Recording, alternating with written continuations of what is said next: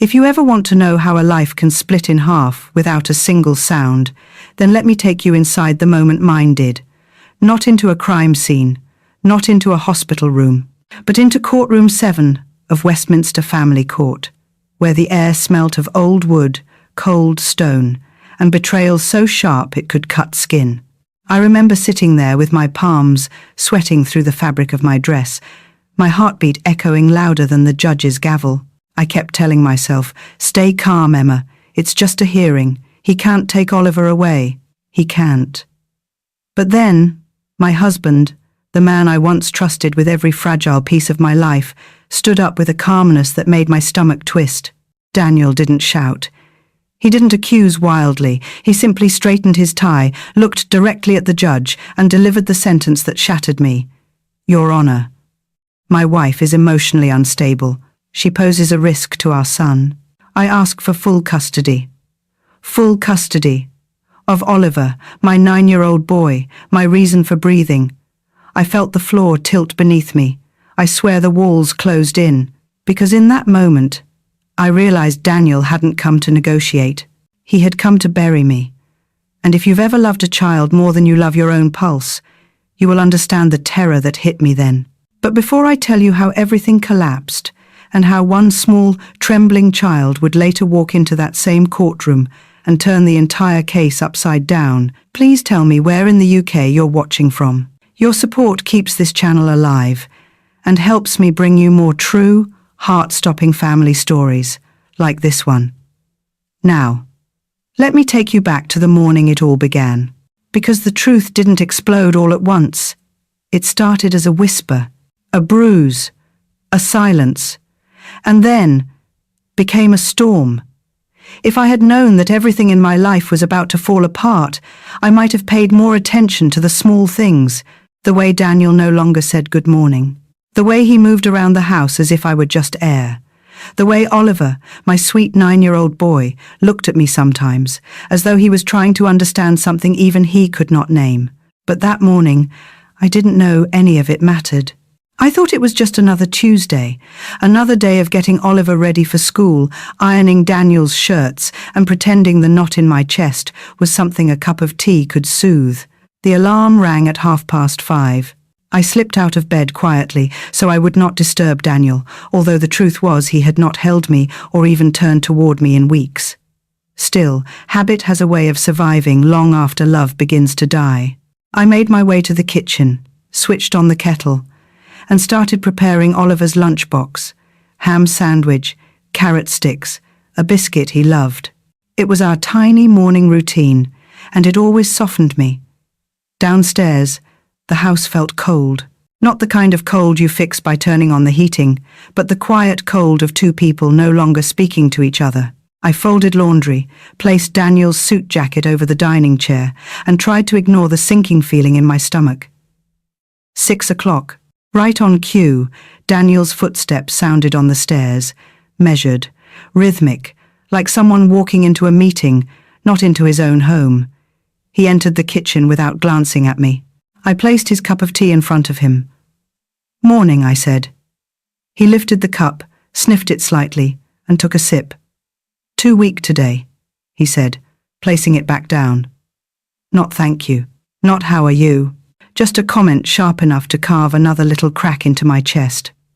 I nodded, as I always did. "I am sorry. I will make it stronger tomorrow." He didn't reply. He simply scrolled through his phone, taking up space in a room where I no longer seemed to exist. Moments later, Oliver came rushing in, still half in his pajamas, his hair a mess, but his smile bright as ever. "Morning, Mum." "Morning, Dad." Daniel finally smiled, but not at me. "Morning, champ. Ready for school?" He leaned over and ruffled Oliver's hair, a gesture so gentle it made my throat tighten. Oliver climbed onto the chair beside him. He loved these rare moments with his father, moments Daniel offered only when an audience was present. I placed Oliver's breakfast on the table. Toast, scrambled eggs, the juice he liked. Watching him eat always grounded me. There was something about the quiet trust a child places in you that makes you believe, even for a second, that you are doing something right. But as Oliver chatted about his science project and Daniel continued staring at his phone, I felt a strange pressure in my chest, a warning I didn't yet understand. By 7:45, Daniel stood up abruptly and grabbed his briefcase. "I will drive Oliver today," he announced. Oliver cheered, thrilled. Daniel brushed past me on the way to the door. His shoulder grazed mine, but he didn't stop, didn't look at me, didn't even offer a polite goodbye. The front door shut behind him, and just like that, the house became silent. Not peaceful, empty. I cleaned the kitchen slowly, hands moving automatically as my mind drifted. It had been months since Daniel touched me, months since he laughed with me, months since he looked at me with anything other than impatience. I had convinced myself it was stress, his job, the economy, anything but what it truly was. We tell ourselves lies when the truth feels too heavy to hold. And that morning, I was carrying a mountain. By midday, I walked to Oliver's room to tidy up. On his bedside table lay his old iPad, the one with a cracked corner. I picked it up. "He really should not be using this anymore," I muttered. But it was warm, as if he had used it recently. I wondered what he had been watching. Cartoons, probably. Something innocent, something simple. I placed the iPad back and continued tidying. At 2:00, I headed out to pick Oliver up from school. That walk was my favorite part of the day. Children running everywhere, the sound of laughter filling the air, mothers greeting each other, the smell of warm pastries drifting from the corner bakery. Oliver ran toward me, waving his backpack in the air. "Mum, we learned about volcanoes today. Did you know they can sleep for years and then suddenly erupt?" I smiled. I knew the feeling. As we walked home, Oliver told me every detail about his day.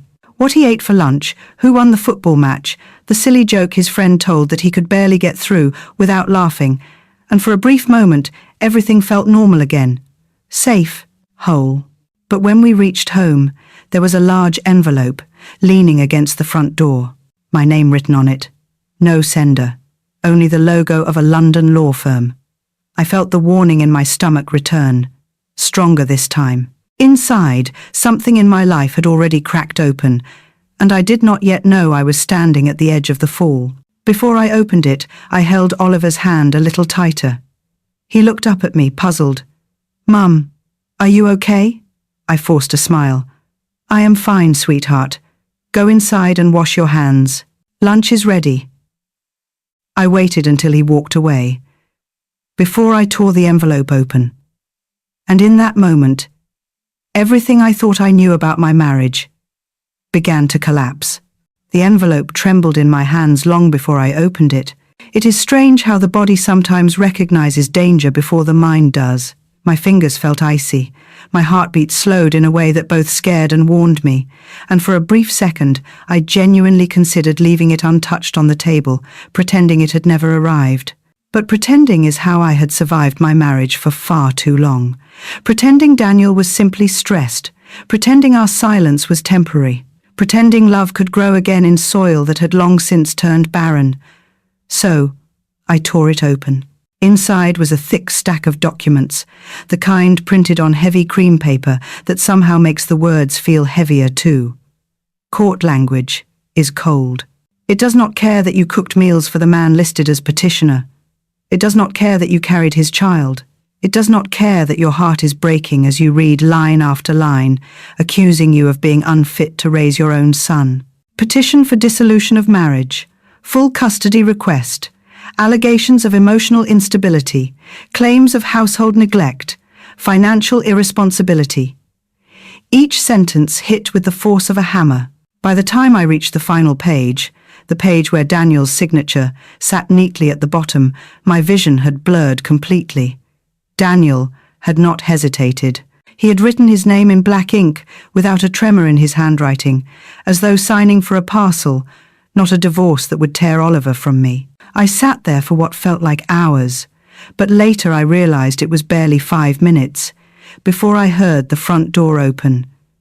Daniel never came home early. He always returned after 7, long after Oliver had done his homework and brushed his teeth. But that day, the day he filed to erase me from his life, he came home at 4:30. He walked into the living room and saw me on the sofa.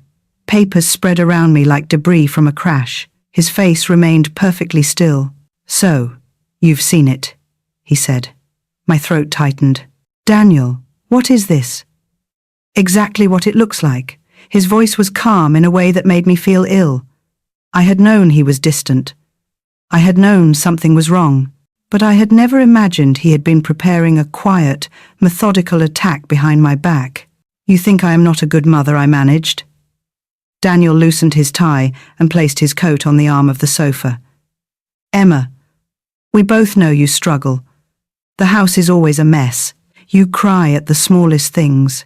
Oliver needs stability. The house is a mess because you refuse to help.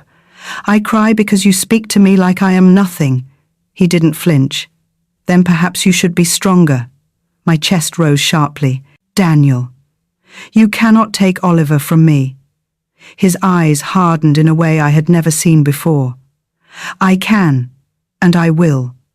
My solicitor believes the court will find you emotionally unfit. There is professional testimony to support this." Professional testimony. The words clung to me like frost. I did not yet know the name behind that testimony, the woman who would later sit in the witness box and lie with a steady, trained voice. But in that moment, I felt the first true bolt of terror. "You planned this," I whispered. "You planned this for months." Daniel adjusted his cufflinks, an action so small yet so cruelly deliberate. "Emma, you have always been dramatic. This is simply the right decision for Oliver. And for me." He turned away then, moving toward the stairs. Before he left the room, he added, almost as an afterthought, "Oliver will testify if needed. He understands you struggle." The world dropped away beneath me. My son, my 9-year-old boy, Daniel had poisoned him too. He had pulled Oliver into the machinery of this plan, twisting his innocence and trust until the child believed his mother was the problem. That night, after Daniel shut himself in the guest room, I sat on the floor beside Oliver's bed until the early hours. He slept peacefully, unaware of the war waiting for us in the morning.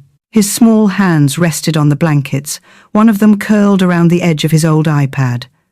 I watched him breathe, feeling both immense love and a fear so large it almost swallowed me whole. How do you fight for your child when the enemy is someone who once kissed your forehead and promised forever? How do you protect a child from a battle they cannot see? How do you survive a marriage that has quietly turned into a battlefield and discover, far too late, that you are unarmed? At 6 a.m, Daniel woke Oliver and drove him to school, without saying a single word to me. I stood by the window as they left, my hands pressed against the glass, watching the car turn the corner and disappear. I had no solicitor, no savings, no support. Daniel had drained our joint account, a truth I would discover only hours later. But as I stared out the window, heart trembling, I knew one thing with absolute clarity. I would not lose my son. I would not allow Daniel to rewrite our story, to decide that I was unstable, unworthy, or unfit. A mother without power is still a mother, and a mother pushed to the edge will always find a way to fight back. I just didn't know yet that the first crack in Daniel's perfect plan was already inside our home. It was small, it was unnoticed. It was wrapped in childish innocence and scratched plastic. It was a 9-year-old boy, and the old iPad he kept hidden beneath his pillow. And soon, that iPad would change everything. The morning after Daniel delivered that quiet threat, the house felt different. Not simply cold or empty, but as if something poisonous had seeped into the walls overnight. I moved through each room slowly, touching the back of chairs, smoothing the blankets on the sofa, trying to reassure myself that this was still my home. But the truth was whispering already. Nothing about this place belonged to me anymore. By 9 o'clock, I forced myself to do the one thing I had avoided for months. I opened our joint banking app. The numbers hit me like a slap. Balance, £0.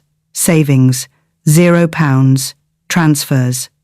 Dozens of them, small enough to avoid suspicion, spread carefully over 8 months. Daniel had drained everything. The floor beneath my feet tilted. I gripped the edge of the kitchen counter and whispered, "Why would you do this to us? Why?" But the answer was already forming. This was never about us. It was about winning, control, custody. A man who believes he is owed everything will burn the world rather than let you keep even a corner of it. By midday, I knew I couldn't stay inside the house any longer. I needed air. I needed to think. I needed to understand what kind of man I had been married to. So I walked to the primary school early, arriving long before the gates opened. Parents formed small clusters, chatting about weekend plans, school trips, weather forecasts. I stood alone, feeling like a ghost among the living. When Oliver finally came out, he ran towards me with the pure joy only a child can carry. "Mum, look! I got a sticker for my science project." He waved a bright gold sticker in the air, beaming. I knelt down, smoothing the hair from his forehead. "That's wonderful, sweetheart. I'm so proud of you." For a moment, everything felt normal again. But as we walked home, Oliver grew strangely quiet. He kicked a stone along the pavement, eyes shifting the way Daniel's used to when he was hiding something. I stopped and crouched to his level. "Oliver, is everything okay?" He hesitated. "Mum, Dad said something yesterday." My heart tightened. What did he say? Oliver looked down at his shoes. He said sometimes you get sad too easily, and that it makes things difficult. There it was, Daniel's poison, already dripping into our child. I inhaled slowly. "Oliver, people feel sad sometimes. It doesn't mean they're bad. It doesn't mean they're unsafe." He shrugged, unsure. I could see the confusion, the tug of loyalty, the fear of taking sides. Children never choose these battles, yet they are always the ones thrown into the middle of them. Back home, Oliver went upstairs to play. I sank onto the sofa, feeling the exhaustion of someone, fighting a war she hadn't signed up for. But I wasn't ready for what came next. At 4:30, Daniel walked in through the front door. No greeting, no explanation. No acknowledgement that he had detonated a bomb inside our lives. He placed a folder on the coffee table. "These are documents we'll need for the hearing. My solicitor will contact you." I stared at him. "You emptied our accounts, Daniel. You want to take Oliver. What have I ever done to deserve this?" He loosened his tie, unfazed. "Emma, this isn't personal. You're simply not stable enough for full custody. Oliver will be better with me." "Stable?" I repeated, trembling. "You are the one manipulating him. You're the one lying." Daniel's expression didn't change. "Courts need evidence, not emotion. And I have everything I need." His confidence chilled me. It was the confidence of someone who believed the outcome was already written. "Did you ever love me?" I asked quietly. He paused. Then, with infuriating calm, he said, "Love isn't relevant anymore." Those 4 words destroyed something fundamental inside me. Before I could respond, he added, "By the way, a child psychologist has already assessed you. Her report will be submitted this week." My breath caught. "What psychologist? I never met anyone." Daniel shrugged. "It was an observational assessment. She saw enough." That was the moment I realized the full scale of the trap. Daniel had been building this case silently, methodically, stacking lies on top of distortions, until the story he presented to the court would look perfectly plausible. I felt sick. "You planned this," I whispered. "Every bit of it." Daniel picked up his coat. "Stop being dramatic. Face it. You were never meant to be a mother on your own." He walked out, leaving the door half open behind him, as if even the house no longer deserved closure. That night, after Oliver fell asleep, I sat on the edge of my bed, staring at the folder Daniel had left. Inside were witness statements, screenshots of moments taken out of context, photos where I looked tired, stressed, overwhelmed, fragments of truth twisted into weapons. And then I saw it. A name. Dr. Amelia Porter, child behavioral specialist. Under her signature was a short extract. Subject exhibits emotional volatility, difficulty maintaining routine, and inconsistent parenting behavior. Recommendation: primary custody should be granted to the father. I dropped the file. The room spun. I had never met this woman, never spoken to her, never been assessed by her. Everything she wrote was a lie. I pressed my hands to my face, trying to breathe.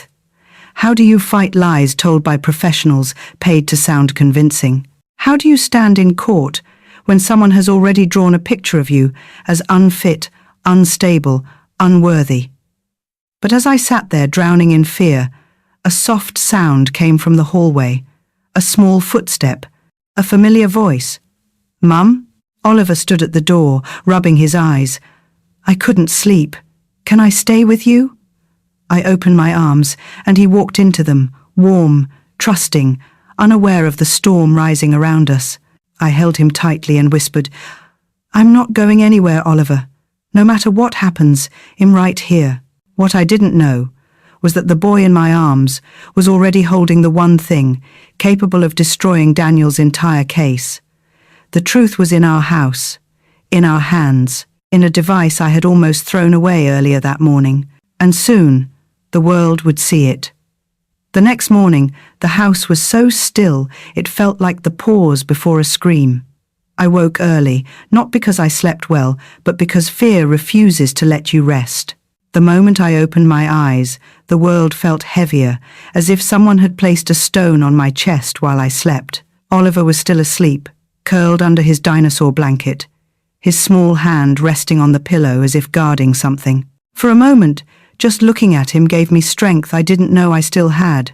By 7 o'clock, I had made tea I couldn't drink, paced the kitchen until my legs ached, and opened the solicitor directory at least 20 times, before closing it each time in panic. Hiring a solicitor meant money.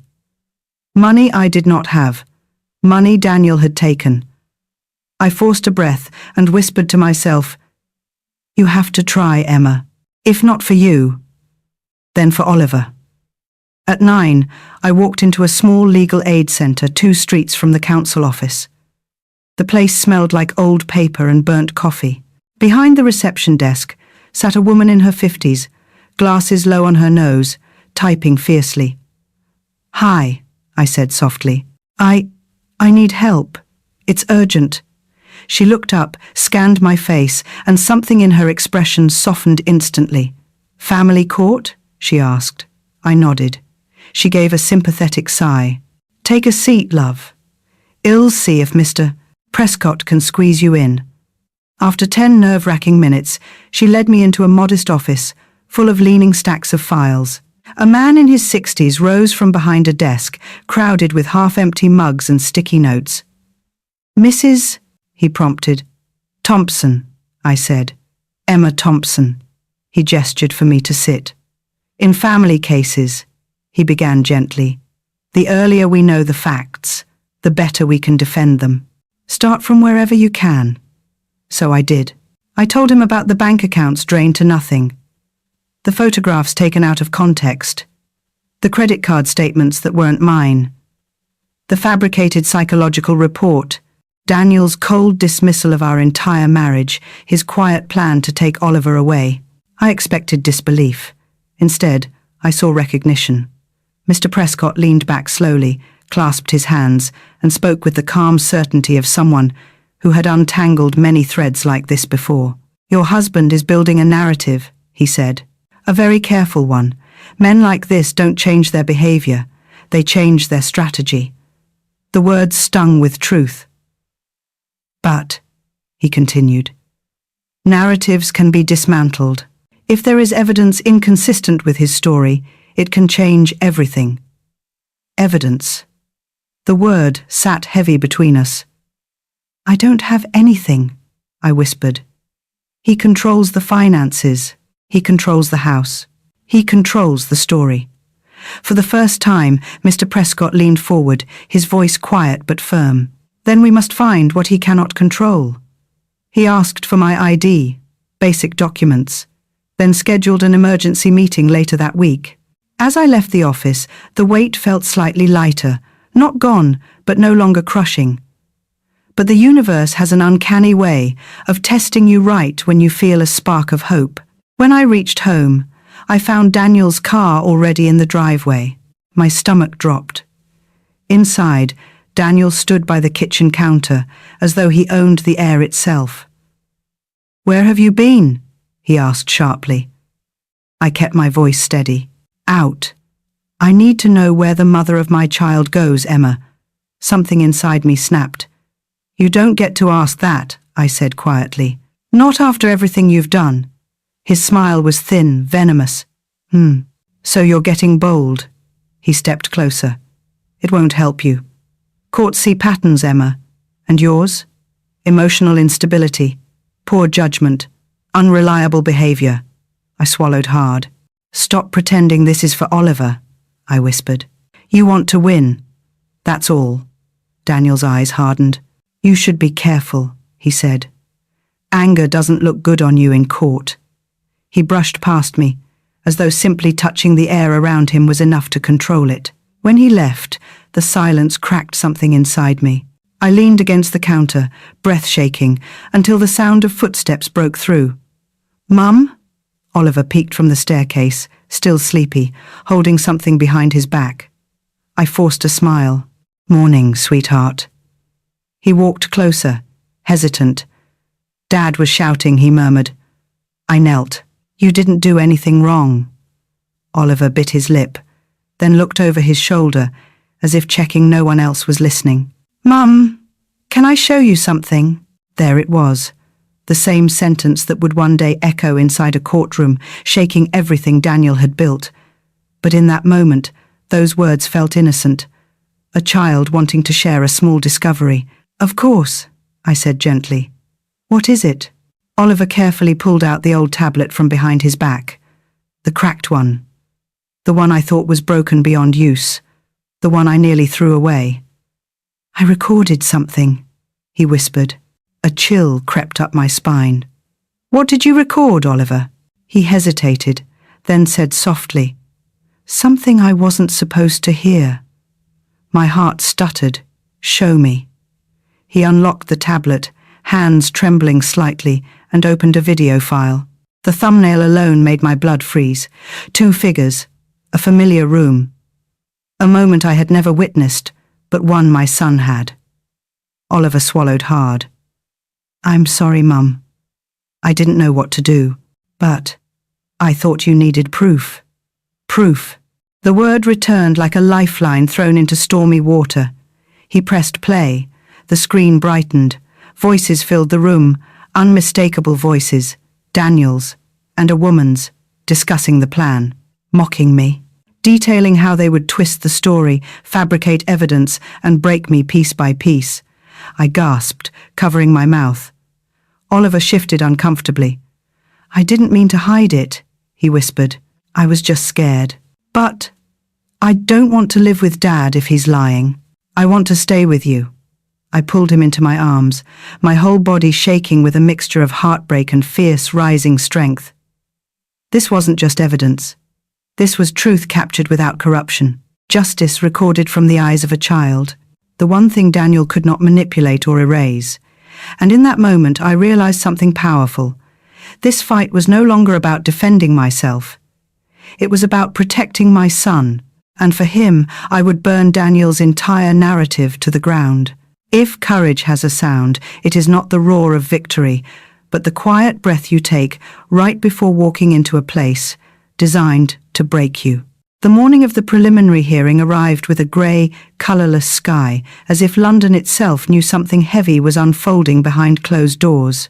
I dressed Oliver for school first, tying his shoelaces, straightening his collar, forcing a smile.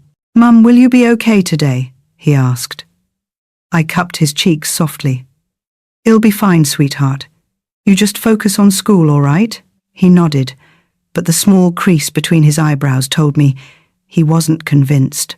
After dropping him off, I walked to the family court building, a block of glass and stone that made everyone standing before it feel small, exposed, and judged long before entering. Inside, I found Mr. Prescott waiting near the lifts. He looked calm, in the way seasoned soldiers look calm, before a battlefield they know too well. "Do you have the device?" he asked quietly. I tapped my bag. The old tablet was inside, wrapped in a scarf like something fragile, precious, dangerous. "That recording," he said, "changes everything, but only if we play our cards right." My pulse quickened. "So we use it today?" He shook his head. "Not yet. The court must establish contradiction first. Daniel's legal team will present their narrative. We allow them to tighten the noose they made for themselves. Then, when they believe they've won, we cut the rope." I exhaled shakily. The plan made sense, but my body was a trembling mess of nerves. We entered courtroom 3. Daniel was already inside. He looked immaculate, freshly pressed suit, hair neatly styled, expression carefully sculpted into something between concern and superiority. When our eyes met, his smile widened a fraction, a victory smile, a smile that assumed the world was about to bend at his convenience. I sat beside Mr. Prescott while Daniel whispered something to his solicitor, a sharply dressed man named Collins. Then all at once the bailiff announced, "All rise." The judge entered stern, composed, the type of man who didn't tolerate theatrics or manipulation. Perfect. The hearing began with procedural matters, before Collins stood, took a breath, and launched into his carefully crafted attack. "Your Honor," he began, "our client, Mr. Daniel Whitford, is deeply concerned about the welfare of his child. He has documented repeated instability, emotional volatility, and inconsistent behavior from Mrs. Emma Thompson behavior, which raises serious concerns regarding primary custody." I felt every word like a needle. Collins continued, brandishing photos taken during the worst moments of my life. Moments Daniel carefully collected and curated. "Here," he said, "is clear visual evidence of Mrs. Thompson's inability to maintain a safe and structured home environment." He placed the images on the overhead display. My chest tightened. A messy kitchen on the day I was sick. A laundry basket overflowing because Daniel refused to help. A moment Oliver spilled cereal, and I was cleaning it up, captured mid-motion to look chaotic. Twisted truths. Then Collins moved to the next weapon. "Furthermore, Your Honor, we present the professional assessment of Dr. Amelia Porter, child behavioral specialist, who has concluded that Mrs. Thompson displays patterns of emotional dysregulation detrimental to the child's well-being." He handed the judge a thick folder, the same one I read at home, the one that nearly broke me. "Mrs. Thompson," Collins said smoothly, "claims she has never met Dr. Porter. But observational assessments do not require direct engagement." Mr. Prescott rose immediately. "Your Honor, I must object to the weight being placed on an assessment conducted without consent, context, or transparency." But the judge raised a hand. "Objection noted. Continue, Mr. Collins." Collins gave a slight bow, eyes gleaming because he believed the court was leaning his way. He ended his statement with, "For the safety, stability, and future of the child, full custody must be granted to Mr. Whitford." The courtroom fell silent for a moment, as though waiting to hear the snap of something breaking. Then the judge turned to Mr. Prescott. "Your turn, counsel." Mr. Prescott stood, buttoned his jacket, and approached with a calmness that felt almost unnatural given the stakes. "Your Honor," he began, "my client is not a perfect woman. No parent is. But imperfection is not neglect. Fear is not instability. And emotional reaction to manipulation is not evidence of unfitness." Collins scoffed audibly. Mr. Prescott ignored him. "What we see here," he continued, "is not the picture of a chaotic mother, but the picture of a woman who has been systematically isolated, controlled, and misrepresented by a husband with absolute financial power and a very clear motive." The judge leaned slightly forward. "And what motive is that?" Mr. Prescott's voice sharpened. To win. To take the child. To eliminate the mother from the narrative. Daniel shifted in his seat. Collins spoke again, trying to regain control. Your Honour, unless opposing counsel has concrete evidence. Oh, Mr. Prescott said softly, we do. My breath caught. Not yet, he had said earlier, but now. The moment was here. He placed his hand lightly on my bag, a signal. But then, before he could continue, the courtroom doors opened. A court staff member whispered something to the bailiff, who approached the judge in hushed conversation.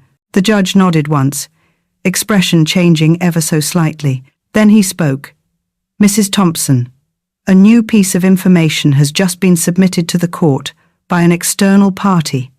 My heart slammed against my ribs. Daniel stiffened, panic flickering in his eyes. The judge continued. A video file. The entire room seemed to shift, as if everyone collectively inhaled. Daniel stood abruptly. Your Honour, I object. Sit down, Mr. Whitford, the judge ordered. A clerk brought forward a USB drive. When the judge looked directly at me, his gaze softened just enough to register humanity. Mrs. Thompson, are you aware of this submission? I swallowed. Yes, Your Honour. It belongs to my son. A ripple spread through the room. Daniel whispered harshly to Collins, who was already turning pale. The judge tapped his pen once. Then the court will view it now. My hands trembled. This was it. The moment the truth would stop whispering in the dark and finally speak in the light. There are moments in life when time does not simply slow, it fractures. The courtroom light seemed too bright, the air too thin, and every heartbeat too loud, as the judge nodded to the clerk. Play the video. If truth had a temperature, the room dropped several degrees the moment the screen lit up. At first, the camera angle was odd, low, slightly tilted, but unmistakable. My living room, the corner by the bookshelf where Oliver sometimes hid when playing hide and seek. Then two shadows entered the frame, Daniel and a woman. Not Amelia Porter, at least not the polished, professional version Collins described so confidently. This woman was wearing loungewear, hair in soft waves, moving with a familiarity that turned my stomach. My breath froze. Daniel walked in, laughing. The woman leaned into him, as if the home I built and was accused of failing to maintain belonged to them. A whisper spread across the courtroom. The judge sat very still. Collins' face drained of colour. Daniel lowered his head, jaw clenched so hard his cheek twitched. Then the audio cut in. Clear, sharp, impossible to refute. The woman's voice. Are you sure this plan will work? Your wife is too soft. But not that stupid. A few gasps slipped from the gallery. My nails dug into my palms. Daniel's voice followed. Calm, confident, cruel. She's predictable. She thinks loyalty means silence. By the time she realizes what's happening, we'll already have everything, the money, the house, and Oliver. My stomach lurched. The judge leaned forward, eyes narrowing. On the screen, Daniel sat on the sofa, pulling the woman onto his lap. The woman giggled. And the psychologist report? She asked. What if her lawyer challenges it? Daniel scoffed. I've already arranged it. All Amelia needs to do is confirm what the court sees. Emma cries at everything. It'll provoke her during the hearing. A few tears and shall look unstable enough to justify the report. I heard myself inhale sharply too loud, but no one looked at me. They were all staring at the screen, horrified. Daniel continued. Once the judge sees her fall apart, he'll have custody. Oliver is easy, just give him a new toy, and he forgets everything. A choking noise escaped my throat. The judge raised a hand, but not at me, at Daniel. Mr. Whitford, he said sternly, sit still. But Daniel had already slumped into his chair, face pale as ash. The video went on. Laughter. Wine glasses clinking. A kiss. A conspiracy staged in the same house where I once believed my family lived peacefully, and filmed by the child they planned to weaponize. When the video ended, silence landed with the force of a hammer. No one moved. No one breathed. The judge stared at the black screen for a long, dangerous moment before turning to Daniel. "Mr. Whitford," he said quietly, "do you deny the authenticity of this recording?" Daniel opened his mouth. No sound came out. He looked at Collins. Collins shook his head, a silent, terrified no. Finally, Daniel managed. "It's edited. It has to be. She planned this." "She is a child, Mr. Whitford," the judge snapped. "A child does not orchestrate perjury, fraud, and psychological manipulation." A whisper of shock passed through the room. The woman in the video, the fake psychologist, shifted uneasily in the back row. The judge noticed. "You," he said, pointing directly at her. "Stand." The courtroom turned simultaneously. Slowly, reluctantly, she rose. "What is your name?" She swallowed. "Amelia Porter, Your Honor." My stomach turned. So she was the so-called expert. The judge's voice grew colder. "Did you knowingly provide false testimony to this court?" She trembled. Her lips parted, then closed again. Silence. The kind of silence that damns. The judge slammed his gavel. "Officer, bring her forward." 2 bailiffs stepped behind her, guiding her to the witness stand. Daniel buried his face in his palms. Collins stared at the table, as if hoping to disappear into it. The judge addressed her again. "You will answer clearly. Did Mr. Whitford instruct you to fabricate an assessment of Mrs. Thompson?" Her composure cracked. Tears welled. I didn't mean to," he said. He'd leave her eventually anyway, and he needed custody for the house. A cry rose from somewhere in the gallery. Daniel snapped upright. "You stupid! Enough!" the judge thundered, striking the gavel so violently the sound echoed like a gunshot. Then he turned to Daniel. "Mr. Whitford, you will remain silent, or you will be removed immediately." Daniel shut his mouth, but his eyes, wide, frantic, told the truth loud enough. Mr. Prescott stood slowly. "Your Honor, with the court's permission, I would like to submit this video formally into evidence as Exhibit A." "Granted," the judge said without hesitation. He looked at me then, not pitying, but with a gravity that acknowledged everything I had endured. "Mrs. Thompson," he said, "please stand." My legs shook as I rose. "This court recognizes that you were the target of a deliberate attempt to defame your character, steal your assets, and sever your parental rights, through coordinated deceit, manipulation, and perjury." My breath caught. These were words I had never dared hope to hear. The judge straightened his papers. "We will reconvene shortly to determine further action. In the meantime," he shifted his gaze to Daniel. "Mr. Whitford is temporarily suspended from all custodial access pending investigation of criminal charges." Gasps filled the room. Daniel stood abruptly. "You can't take my son!" "Sit down, Mr. Whitford," the judge roared. The bailiffs grabbed his arms before he could lunge forward. The judge continued. "And as for Dr. Porter, she will be detained for further questioning regarding perjury and falsification of evidence." A sob broke from the woman, but justice had begun, and it would not stop for tears. Then the judge turned back to me. "Mrs. Thompson, you may sit." I lowered myself, hands trembling, vision blurring, not from fear, but from the sudden, overwhelming realization.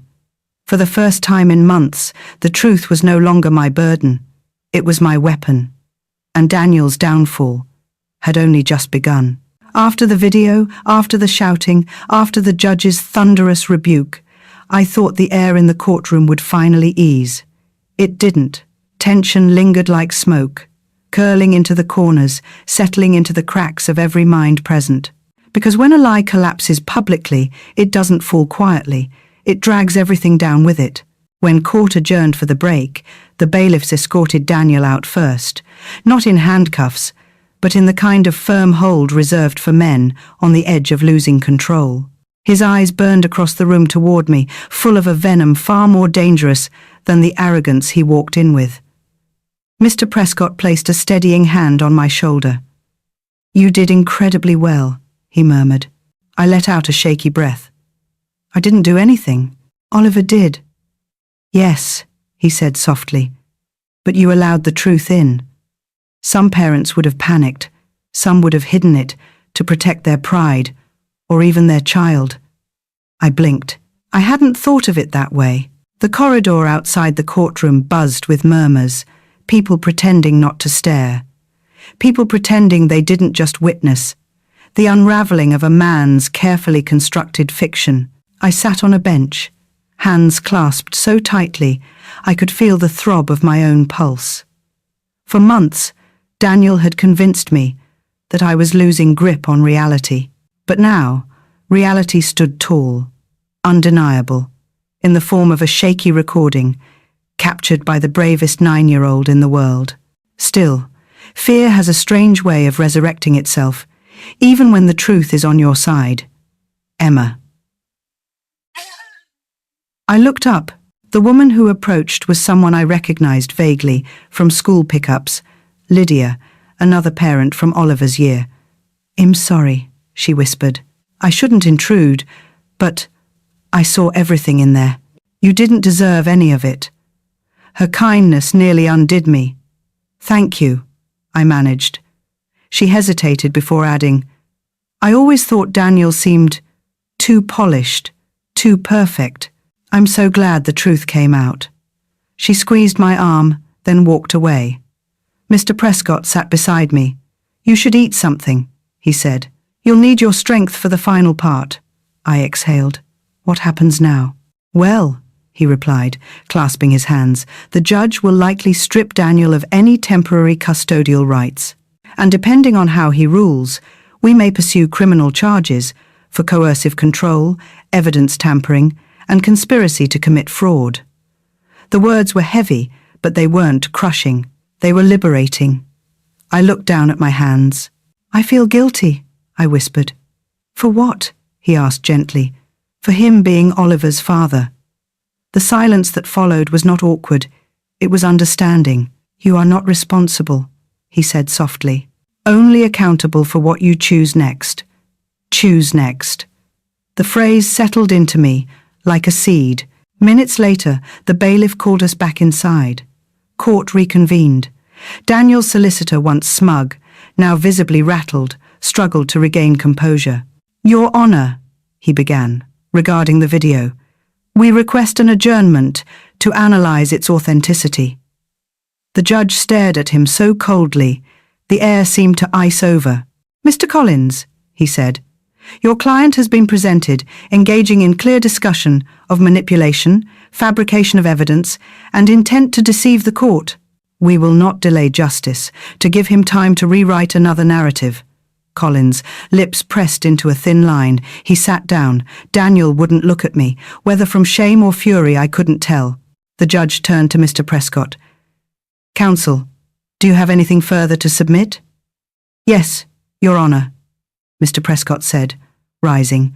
"We request immediate protections for Mrs. Thompson and her child, including full temporary custody, supervised visitation for the father if deemed safe, and an investigation into the involvement of Dr. Porter and any parties colluding with Mr. Whitford." The judge nodded. Then he said something I will remember for the rest of my life. "This court does not tolerate deception, designed to tear families apart. Mrs. Thompson has been targeted by an orchestrated effort to strip her of her rights and to weaponize her child against her. This is not only unethical, it is unforgivable." My breath caught. He continued, "Therefore, until the final hearing, this court grants full temporary custody to Mrs. Thompson.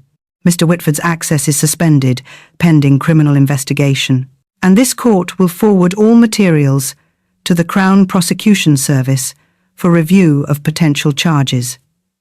A wave of shock rippled through the room. Daniel's chair scraped violently against the floor as he leapt up again. "You can't do this!" His voice cracked, not with authority, but with panic. "It was just a conversation." "Sit down, Mr. Whitford," the judge said, quieter this time, which somehow sounded even more dangerous. Daniel did not sit. Instead, he pointed at me, with a trembling, accusing finger. "She turned my own son against me." "No," I whispered, though he couldn't hear. "It wasn't me. It was truth." The bailiffs approached him again.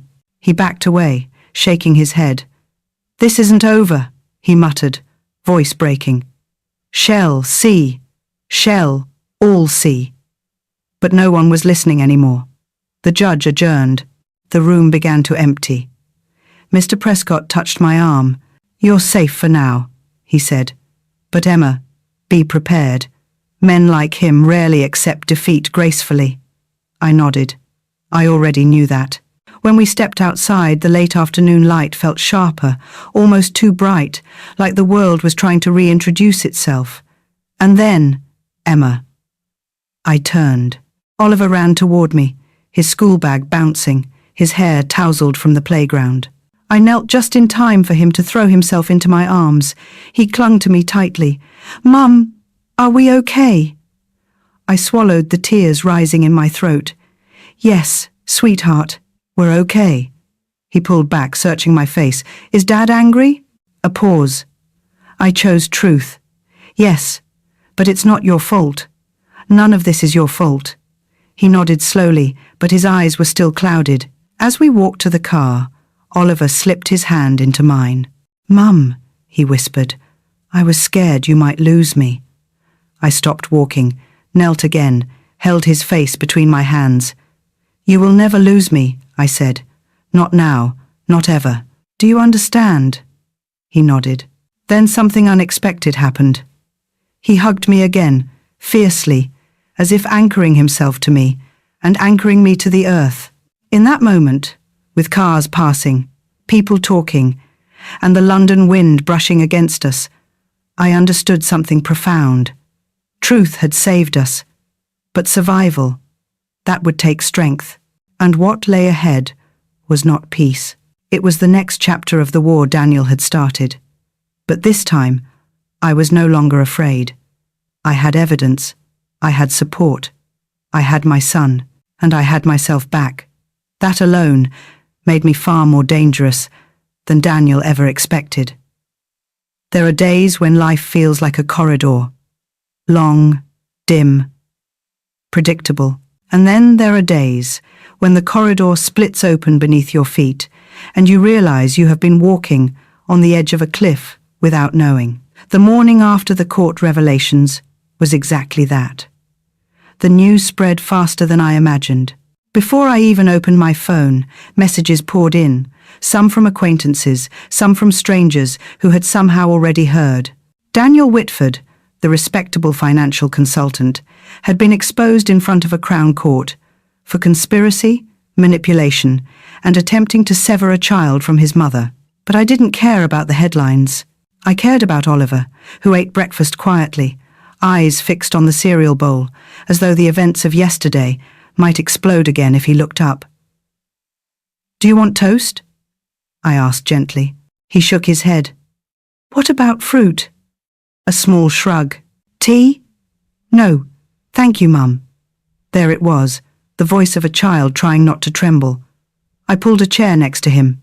"Talk to me, sweetheart," I whispered. "You don't have to pretend you're fine." His lips pressed together.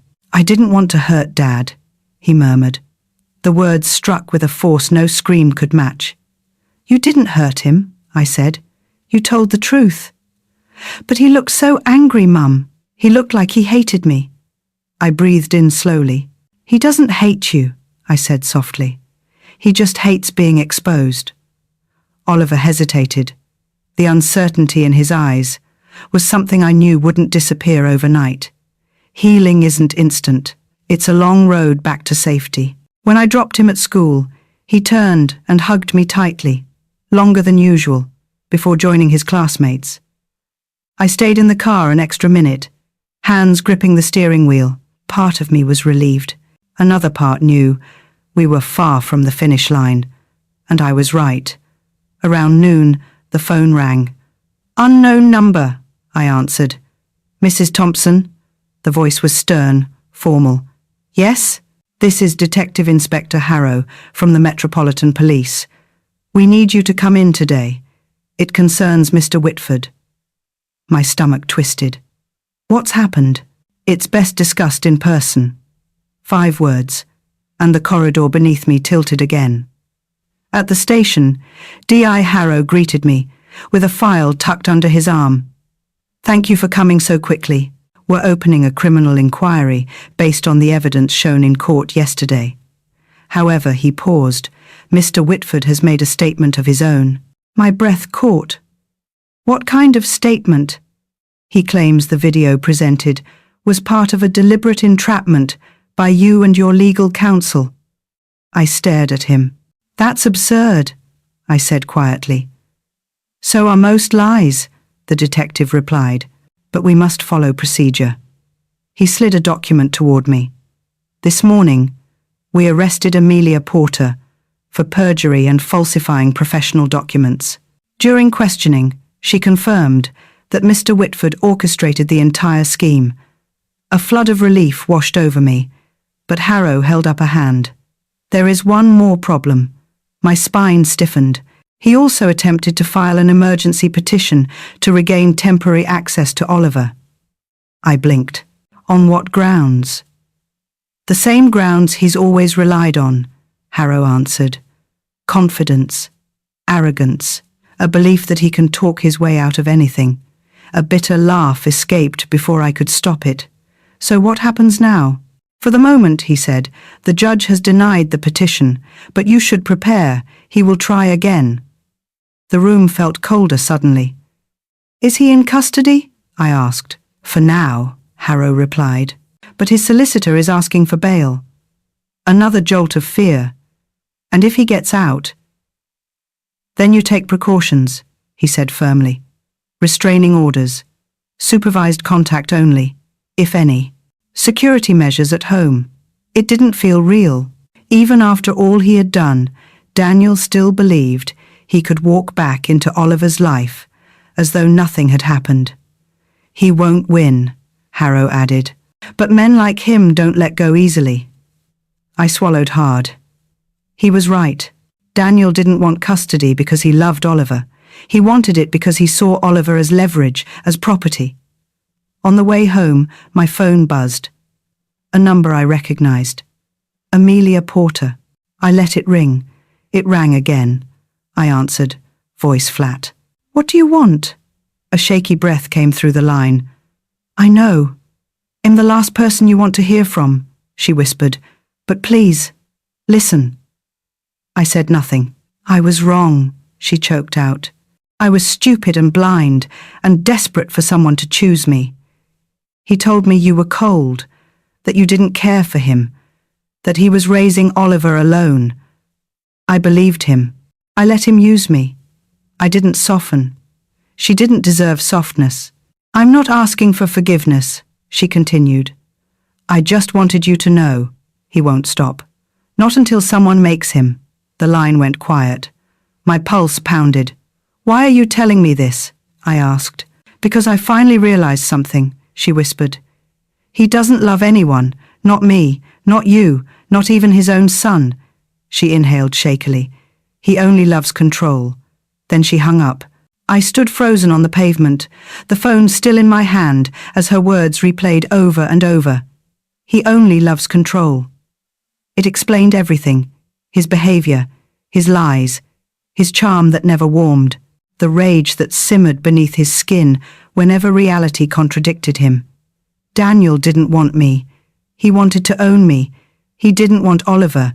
He wanted to use him. And now that his mask had cracked, he was going to fight like a wounded animal. As I walked toward my car, a breeze swept through the street, cold, sharp, carrying the scent of rain. I realized something in that moment. The real battle was not the courtroom, not the files, not the evidence. It was survival, mine, and Oliver's. When I arrived home, The house felt too quiet. I stood in the hallway and listened to the silence. Not afraid, not fragile, just aware. Aware that this silence was temporary. Because the storm was not over, it had only changed shape, and Daniel, now exposed, cornered, unraveling, would return. Not for love, not for redemption, but for revenge. And this time, I would be ready. There is a moment in every storm when the wind stops howling, but the air is still sharp enough to remind you the danger isn't gone yet. That was our life in the weeks that followed. Daniel remained in custody while the investigation grew wider, pulling in financial records, email exchanges, and every thread of manipulation head woven through our marriage. But even with him behind bars, his shadow lingered over our lives like a stain that refused to fade. Oliver slept better. But some nights he still jolted awake, eyes wide, breath shaking, as if expecting Daniel to appear at the foot of his bed. "Mum," he whispered once, "do people like Dad ever stop being angry?" I didn't know how to answer at first, because Daniel's anger wasn't ordinary. It was the kind that fed on itself, the anger of a man who believed the world owed him obedience and that truth itself was an inconvenience. But I gathered him in my arms and said, "They stop when consequences finally catch up to them." And consequences, at long last, were knocking loudly. The Crown Prosecution Service summoned me for the final hearing, the one that would decide whether Daniel would face full criminal trial and whether custody would be permanently removed. The morning of the hearing, London felt cold in a way that wasn't about weather. The city seemed to hold its breath with me. Oliver held my coat sleeve tightly as we walked to the courtroom doors. "Do I have to come in, Mum?" "No," I said gently. "You'll wait with Mrs. Hartley in the hallway. This part is for grown-ups." He looked relieved but still worried. "Will they make you talk to Dad?" "No," I said. Today, he finally has to answer for his own actions. Inside, Courtroom 3 buzzed softly with tension. Detectives, solicitors, clerks, all flipping papers, whispering updates, preparing. And then they brought Daniel in. Even in handcuffs, he carried that familiar entitlement in his posture, a stiff jaw, lifted chin, as though humiliation itself was beneath him. But his eyes were different. The arrogant ease was gone. What remained was something sharper, more frantic, the look of a man who finally understood that charm would not save him this time. His solicitor looked exhausted, as if battling a sinking ship. The judge entered. Silence followed instantly. "This hearing concerns the criminal proceedings against Mr. Daniel Whitford," the judge began, "and the determination of long-term custodial arrangements for the minor child." My pulse hammered. The prosecution stood first, presenting a meticulous timeline of deceit, coercive control, financial abuse, and the attempted use of falsified psychological evidence to manipulate the court. Every word was a scalpel. Daniel flinched only once, when the prosecutor played the final 10 seconds of the secret video. "Shall break down in court, they'll believe the psychologist, and ill walk away with everything." A murmur rippled through the room. The judge raised a hand for silence. Then Daniel's solicitor stood, voice strained, attempting to spin desperation into defense. But the web Daniel had spun was now wrapped around him so tightly that even his own lawyer seemed unwilling to tug on its threads. Then the judge turned to me. "Mrs. Thompson, do you wish to address the court before judgment is given?" My throat tightened, but I rose. "Your Honor," I said steadily, "I'm not here for revenge. I'm here because a child should never be used as a bargaining chip, because the truth should matter, because control isn't love, and what Mr. Whitford did to our family was not a momentary lapse. It was a deliberate campaign to erase my role as a mother and replace it with his narrative. I am asking for safety, for stability, and for the chance to rebuild a life for my son, without fear." The judge nodded once. "Thank you, Mrs. Thompson." Daniel shifted, fists clenching. He wanted to speak. I saw it. But his solicitor touched his sleeve. And for once, Daniel stayed silent. The judge lifted the final document, and just like that, the moment arrived. Having reviewed all evidence, this court finds substantial grounds to proceed with criminal charges against Mr. Daniel Whitford for conspiracy to pervert the course of justice, coercive and controlling behavior, and attempted custodial interference. A rush of heat swept through my chest, but he wasn't finished. Furthermore, custody of the minor child, Oliver Thompson, is hereby granted permanently and exclusively to his mother, Mrs. Emma Thompson. The words didn't feel real at first. Permanent custody, exclusive custody. For a moment, I simply stood there, unable to breathe. Daniel jerked up from his seat. "You can't do this," he barked. "Hez, my son." The judge's voice cracked like a whip. "Mr. Whitford, your actions demonstrated a fundamental disregard for the child's well-being. Fatherhood is not ownership. It is responsibility, something you repeatedly failed to uphold." Daniel's face contorted, rage, disbelief, fear, all fighting for dominance. The bailiffs flanked him as the judge continued. "You will have no direct or indirect contact with Oliver until further notice. Any future petition will require a full psychological assessment and approval from child protection authorities." Daniel lunged forward, but the bailiffs caught him instantly. "You ruined me," he screamed at me. "You think you've won? This isn't over." But as they dragged him away, something inside me finally settled, because his words no longer held power. They were just noise, the empty roar of a collapsing kingdom. When I stepped outside the courtroom, Oliver looked up anxiously. "Mum?" I knelt in front of him. "It's done," I whispered. "We're free." He blinked. "Forever free?" "Yes, sweetheart, forever." He threw his arms around me, burying his face into my coat. Warm, safe, home. And for the first time in a very long time, I allowed myself to believe that our life was ours again. That evening, we walked along the Thames. The water glimmered under the city lights, not peaceful exactly, but steady. Oliver tugged my hand. "Mum, does this mean we can start fresh?" I looked at him, the boy who saved both of us, without ever meaning to be a hero. "Yes," I said. "We can build something new, something honest, something safe." Some storms destroy, others reveal what was strong enough to survive. And as the London wind brushed past us, I knew this was not the end of our story. It was the beginning of the life we deserved. If you ask people what freedom feels like, they'll give you all sorts of poetic answers. Fresh air, open skies, a key turning in a lock. But freedom, real freedom, the kind you only earn after crawling out of a life that was quietly suffocating you, it doesn't arrive like that. It arrives in small, almost unremarkable moments, like waking up one morning and realizing you aren't afraid to check your phone, or walking through your own home without bracing for someone's voice to correct the way you breathe.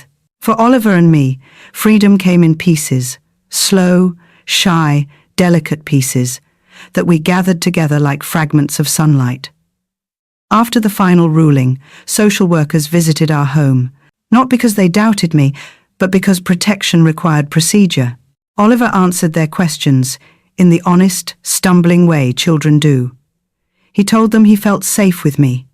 He told them he didn't want to see Daniel until Dad stops being angry at everything. It broke me a little, but it also healed something at the same time. Trauma is confusing like that. One evening, about a week after the hearing, I found Oliver sitting at the dining table, with his notebooks spread everywhere. "What are you working on?" I asked. He looked up, cheeks flushed. "My school project," he said. "We have to write about a hero." "That sounds exciting," I smiled. "So, who did you choose?" He hesitated, then pushed the paper toward me. At the top, in big, uneven letters, had written, "My mum." My throat closed. "I didn't know if I was allowed," he whispered, "because they said heroes had to be important people." And you don't think mothers are important? I teased. He grinned, the first full smile he'd seen in weeks. You're the most important, he said. I turned away for a moment, pretending to tidy the pencils, wiping the tears before he could see. Healing didn't arrive as a single moment. It arrived as many tiny ones.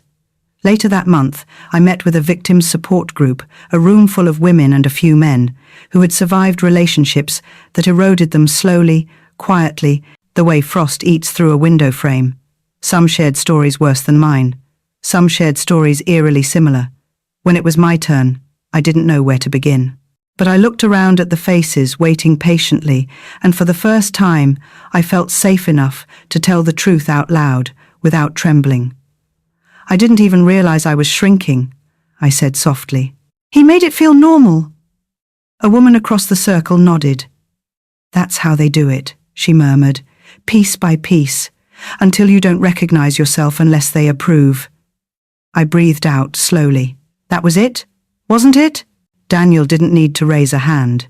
He didn't need to shout. He controlled the atmosphere, the tone of the house, the pace of my breathing. And when I finally stepped out of it, the world suddenly felt too big, too loud, too wild, too alive. I was learning to live again, the way some people learn to walk after an injury, carefully, clumsily, but moving forward all the same. In April, I took Oliver to Brighton, a simple weekend by the sea, in a little rented cottage that smelled faintly of lemons and old books. We walked barefoot on the pebbled beach, ate chips far too early in the day, and laughed when gulls tried to steal them. At one point, Oliver pointed at the horizon and said, "Mum, doesn't it feel like the world is bigger now?" "Yes," I answered. "It finally does. But healing isn't just sunshine moments." There were nights Oliver woke screaming, calling out for me, terrified Daniel would find him. And there were days I doubted myself, my judgment, my strength, my ability to ever trust again. I remember standing in my kitchen one afternoon, mixing flour for a cake, when my hands began to tremble, because I suddenly remembered how Daniel used to comment on every dish I cooked, always with that mild, dismissive tone that made me feel like a failure, even when I wasn't. The memory hit me so sharply that I had to sit down. That's the thing people forget about trauma. It doesn't leave quietly. It echoes. But every echo grows softer when you choose to build something stronger over it. I started therapy. I started journaling. I started cooking again, not because someone demanded perfection, but because Oliver loved the smell of cinnamon and asked if we could bake every Sunday morning. We called them our freedom cakes. One day, months after everything settled, I received a letter from the Crown Court. Daniel had formally pleaded guilty to several of the charges, not because he felt remorse, but because the evidence was overwhelming and a trial would only bury him deeper. He would serve time, years. I sat very still as I read the letter, not relieved, not triumphant, just done. It was the first time I realized the story had finally ended for him, but not for us. We were writing a new one. The next weekend, I repainted the living room, soft green, the color of fresh starts. Oliver helped, though he made more mess than progress. We played music, danced with paint on our sleeves, and laughed until the walls echoed with something they hadn't carried in years. Joy. Real, unfiltered, uncomplicated joy. At one point, Oliver stepped back, hands on his hips, and said, "Mum, it feels like the house can breathe again." And he was right. We were living, not surviving. I still don't know what our future looks like, whether I'll ever fall in love again, whether the scars will fade fully, whether the world will always feel this beautifully wide. But I do know this. We are safe. We are whole. And we are free. And sometimes that's more than enough. Because the greatest victory isn't watching someone else fall. It's watching yourself rise. And Oliver, the little boy who once hid behind a broken tablet and revealed the truth with more courage than any adult in that courtroom, now walks beside me with a confidence that grows every day. We are not the family Daniel tried to destroy. We are the family he failed to understand. And now, finally, we are the family we were meant to be.